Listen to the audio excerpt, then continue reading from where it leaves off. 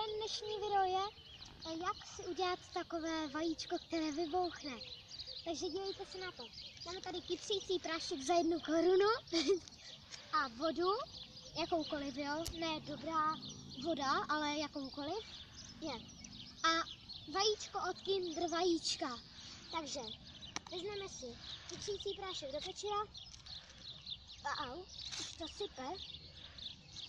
A dáme ho sem, že jo, samozřejmě. A za chvilinku dáme si to, ne úplně plné, jenom tolik třeba. Tak.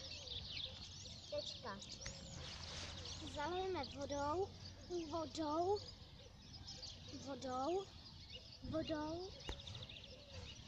Stople.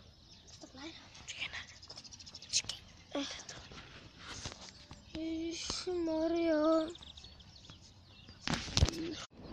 Už jsem ji otevřel a nalejeme ji do toho. Začíná to pěnit. Zavřeme. Počkat, ta voda. Sakra.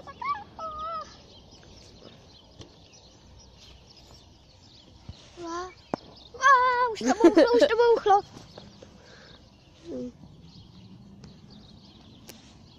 Že ještě to dáme druhou várku. Poslední asi, ale druhou. To vím jasně, že je druhá.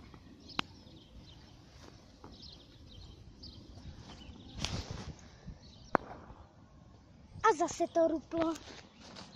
Konec. Pokud se vám toto video líbilo, dejte like a odběr. Díky. Tak ne.